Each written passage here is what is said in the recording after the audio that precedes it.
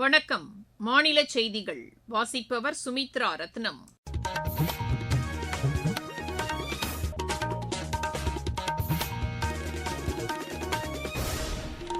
தலைப்புச் செய்திகள். மக்கள் தொகை கணக்கெடுப்பில் அனைவரும் பங்கேற்க வேண்டியதன் அவசியத்தை பிரதமர் திரு நரேந்திர மோடி வலியுறுத்தியுள்ளார். தமிழக சட்டப்பேரவை தேர்தல் நடவடிக்கைகளை பல்வேறு நாடுகளின் பிரதிநிதிகள் பார்வையிட்டதாக தேர்தல் ஆணையம் கூறியுள்ளது. நாடு முழுவதும் 3,50,00,000 குற்றவியல் வழக்குகள் நிலுவையில் உள்ளதாக உச்சநீதிமன்ற நீதிபதி திரு எம் சுந்தரேஷ் தெரிவித்துள்ளார். தமிழகத்தின் ஒரு சில பகுதிகளில் அடுத்த சில தினங்களுக்கு மழைக்கு வாய்ப்புள்ளதாக வானிலை ஆய்வு மையம் கூறியுள்ளது. உலகக்கோப்பை ஜூனியர் துப்பாக்கிச் சுடும் போட்டியில் இந்தியாவின் ஹேமந்த் பர்மன் வெள்ளிப்பதக்கம் வென்றார். இனி விரிவான செய்திகள். மக்கள் தொகை கணக்கெடுப்பில் அனைவரும் பங்கேற்க வேண்டியதன் அவசியத்தை பிரதமர் திரு நரேந்திர மோடி வலியுறுத்தியுள்ளார். அகில இந்திய வானொலியில் இன்று ஒலிபரப்பான மக்களிடையே மனம் திறந்து பேசும் மன் கி பாத் நிகழ்ச்சியில் அவர் இந்த கோரிக்கையை விடுத்தார். எனதருமை நாட்டு மக்களே, நம்முடைய தேசத்திலே இப்போது ஒரு மிக முக்கியமான இயக்கம் நடந்து வருகிறது. இதை பற்றி ஒவ்வொரு இந்தியரும் தெரிந்து கொள்ள வேண்டியது அவசியமானது. அதுதான் மக்கட்தொகை கணக்கெடுப்பு என்ற இயக்கம். இது உலகின் மிகவும் பெரிய கணக்கெடுப்பு. நண்பர்களே, உங்களில் பலரும் முன்னர் இதுபோன்ற செயல்முறையை கடந்து வந்திருப்பீர்கள். இந்த முறை கணக்கெடுப்பு தொடர்பான அனுபவம் மிகவும் வித்தியாசமானதாக இருக்கப் போகிறது. 2027க்கான மக்கள் தொகை கணக்கெடுப்பு டிஜிட்டல் மயமாகிவிட்டது. அனைத்து தகவல்களும் நேரடியாக டிஜிட்டல் வழியாக பதிவு செய்யப்படும். வீடுதோறும் செல்லும் பணியாளர்களிடம் மொபைல் செயலி இருக்கும். அவர்கள் உங்களிடம் உரையாடி அதிலே தகவல்களை பதிவு செய்து கொள்வார்கள்.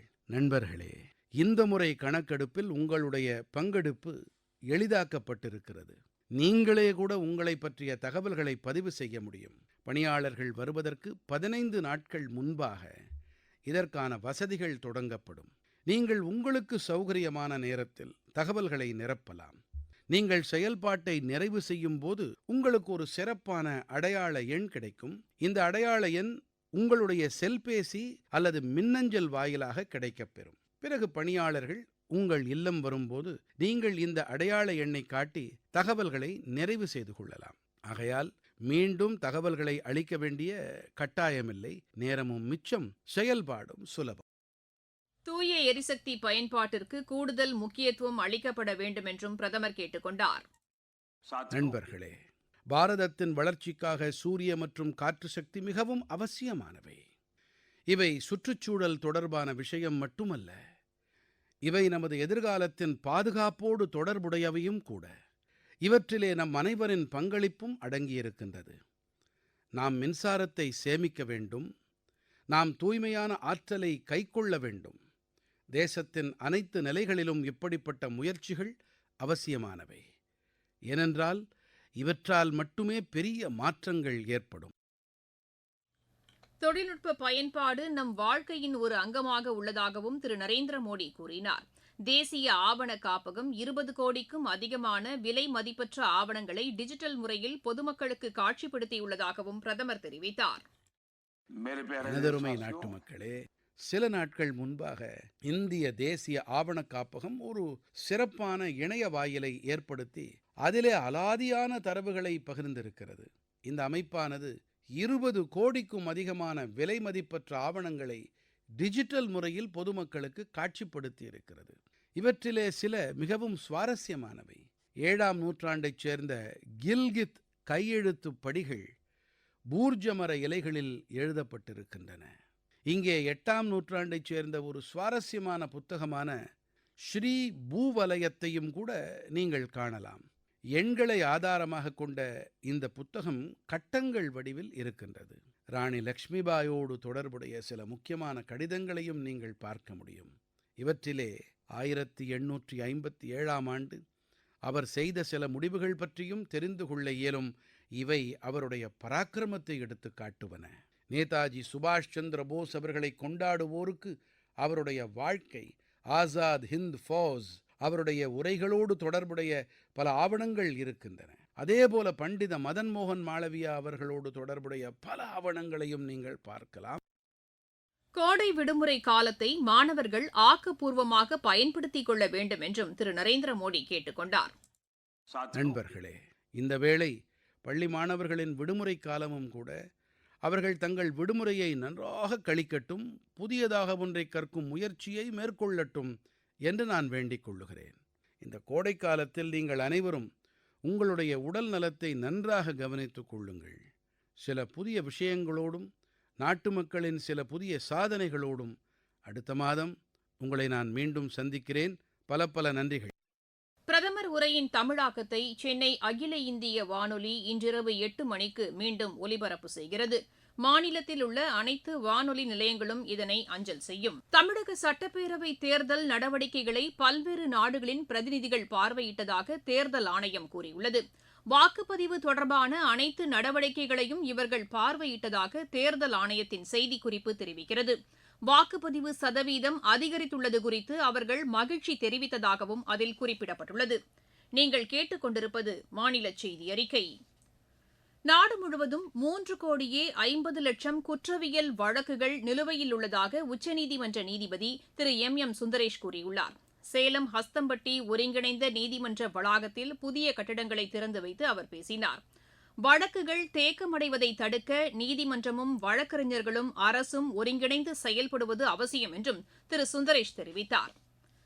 மேற்கு தொடர்ச்சி மலை மாவட்டங்கள், தென் தமிழக கடலோர மாவட்டங்கள் மற்றும் டெல்டா மாவட்டங்களுக்குட்பட்ட ஒரு சில பகுதிகளில் அடுத்த சில தினங்களுக்கு மழைக்கு வாய்ப்புள்ளதாக வானிலை ஆய்வு மையம் கூறியுள்ளது.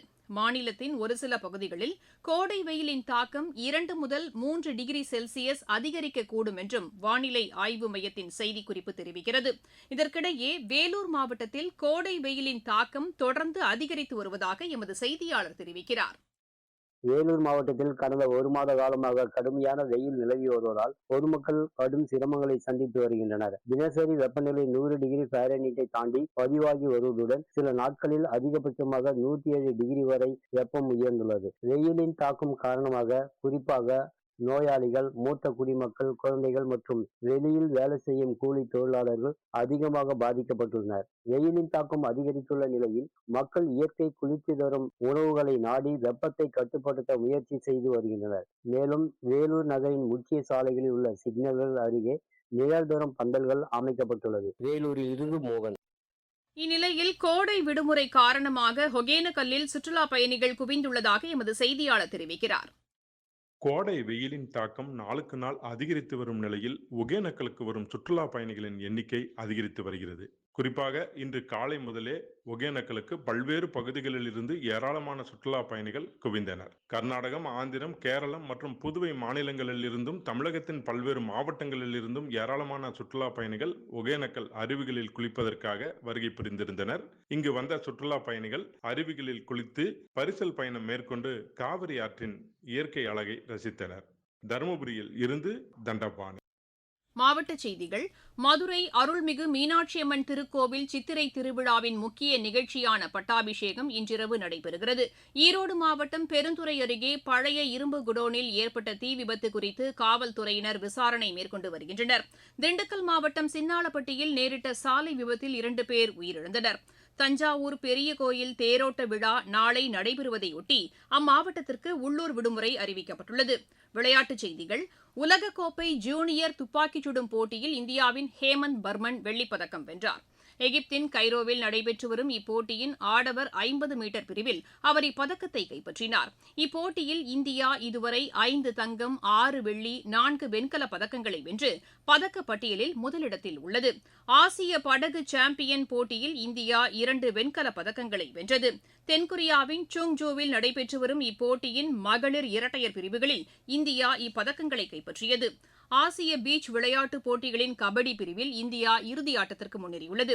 சீனாவில் நடைபெற்று வரும் இப்போட்டியில் இந்தியா ஆடவர் பிரிவு அரையிறுதி ஆட்டத்தில் 50-27 என்ற புள்ளிக்கணக்கில் பாகிஸ்தானையும், மகளிர் பிரிவு அரையிறுதி ஆட்டத்தில் 50-31 என்ற புள்ளிக்கணக்கில் பங்களாதேஷையும் வென்றது. மீண்டும் தலைப்புச் செய்திகள். மக்கள் தொகை கணக்கெடுப்பில் அனைவரும் பங்கேற்க வேண்டியதன் அவசியத்தை பிரதமர் திரு நரேந்திர மோடி வலியுறுத்தியுள்ளார். தமிழக சட்டப்பேரவை தேர்தல் நடவடிக்கைகளை பல்வேறு நாடுகளின் பிரதிநிதிகள் பார்வையிட்டதாக தேர்தல் ஆணையம் கூறியுள்ளது. நாடு முழுவதும் 3,50,00,000 குற்றவியல் வழக்குகள் நிலுவையில் உள்ளதாக உச்சநீதிமன்ற நீதிபதி திரு எம் சுந்தரேஷ் தெரிவித்துள்ளார். தமிழகத்தின் ஒரு சில பகுதிகளில் அடுத்த சில தினங்களுக்கு மழைக்கு வாய்ப்புள்ளதாக வானிலை ஆய்வு மையம் கூறியுள்ளது. உலகக்கோப்பை ஜூனியர் துப்பாக்கிச் சுடும் போட்டியில் இந்தியாவின் ஹேமந்த் பர்மன் வெள்ளிப்பதக்கம் வென்றார். செய்தியறிக்கை நிறைவடைகிறது.